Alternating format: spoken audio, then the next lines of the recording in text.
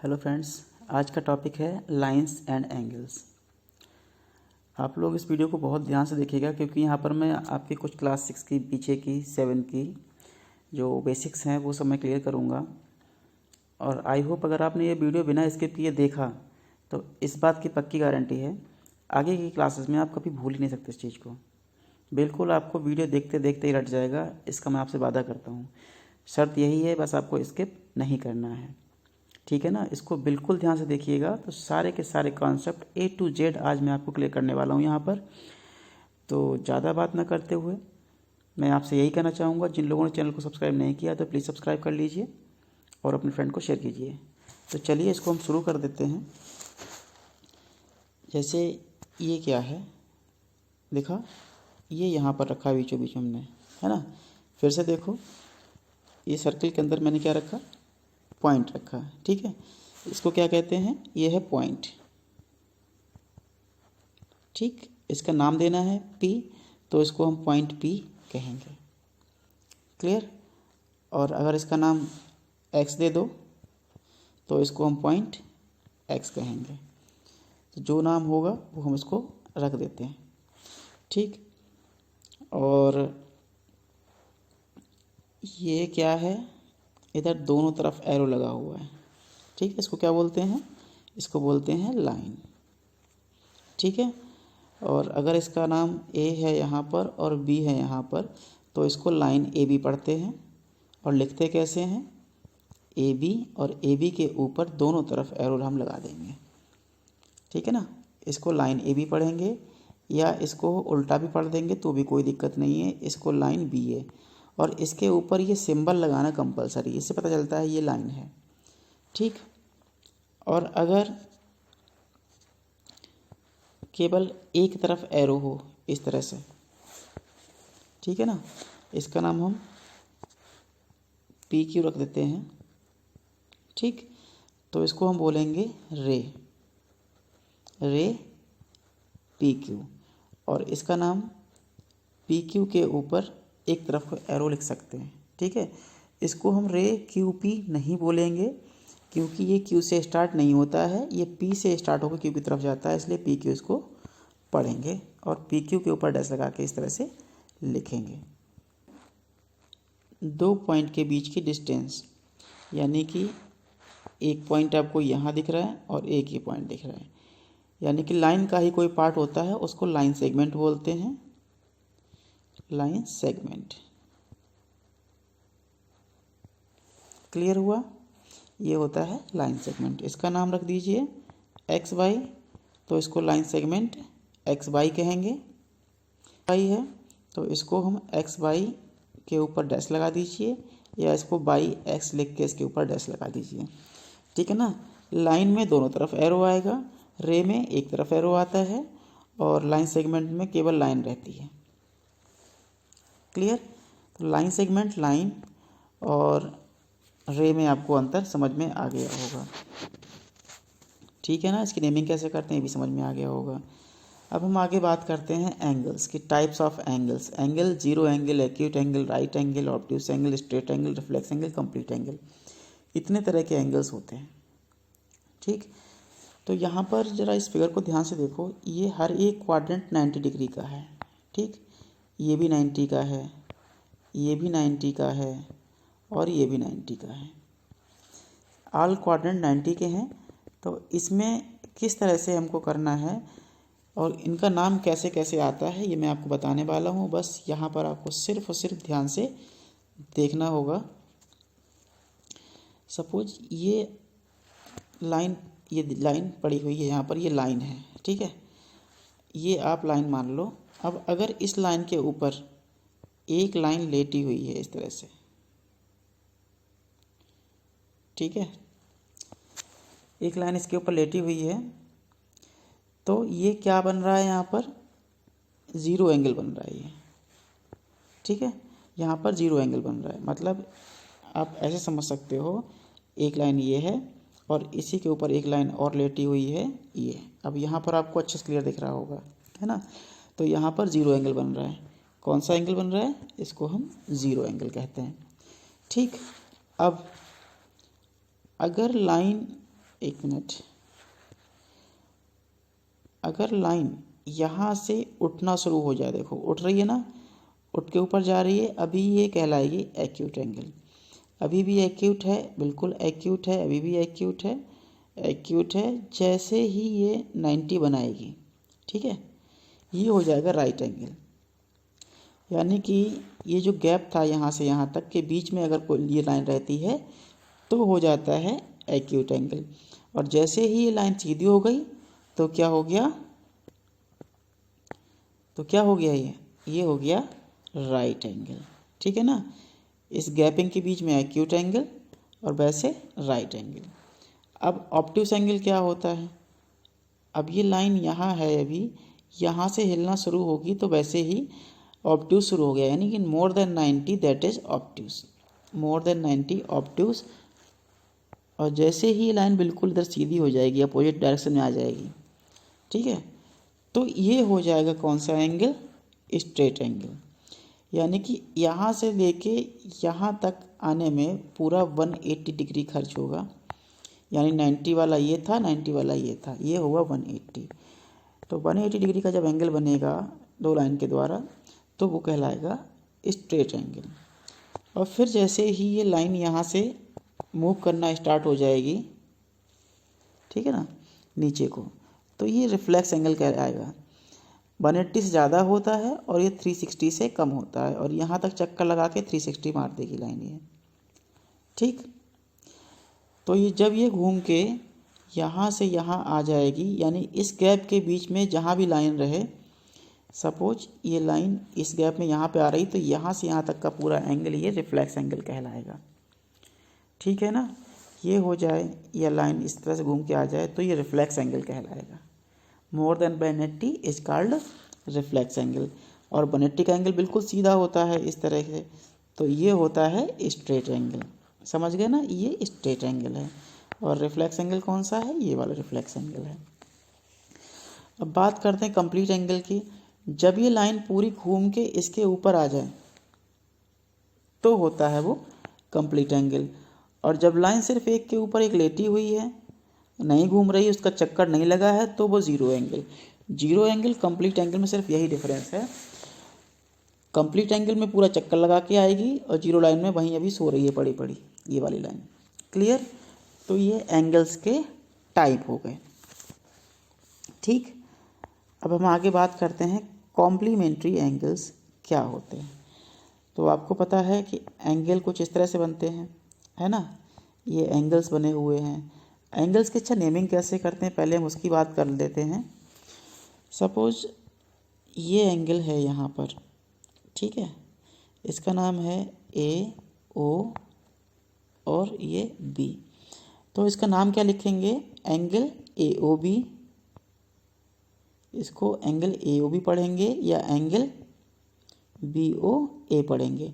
ध्यान सिर्फ इतना रखना है, जहाँ पर ये एंगल बन रहा है इस जगह पर, इस वर्टिस को हमें बीच में रखना है यहाँ पर, ठीक है, समझ गए, इस वर्टिस को हमें बीच में रखना है। इसी तरह से एक दो नेमिंग और हम देख लेते हैं।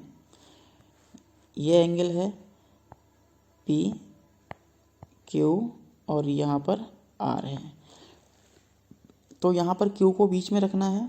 इसको या तो हम एंगल क्यू बोलेंगे या फिर angle P Q R, Q को बीच में रखना है, या फिर angle R Q P, Q को यानी वर्टिस को बीच में रखना होता है। इसको हम वर्टिस कहते हैं या वर्टेक्स कहते हैं, क्या कहते हैं, वर्टेक्स कहते हैं, ठीक है। और ये जो लाइन होती हैं, दो लाइन से मिलकर बनती है ओ पी और क्यू पी और क्यू आर। तो ये क्यू पी और क्यू आर क्या है, ये इसकी आर्म्स कहलाती हैं। क्या कहलाती हैं, आर्म्स। और ये रे हैं, तो यहाँ पर एरो लगा दो, जैसा कि मैंने अभी आपको पीछे बताया था। क्लियर हुआ। तो अब बात करते हैं हम कॉम्प्लीमेंट्री एंगल्स की। अगर कोई टू एंगल्स दे रखे होते हैं, सपोज ये 40 डिग्री है और एक एंगल ये वाला ये 50 डिग्री है, ठीक है।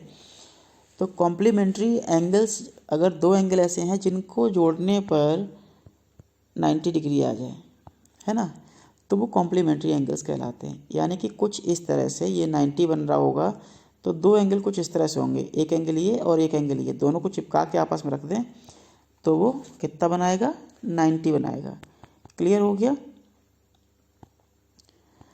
अगर एक एंगल यहाँ पर सपोज 60 है, ठीक है, दूसरा क्या होगा, दूसरा 30 होगा, तभी तो 90 आएगा।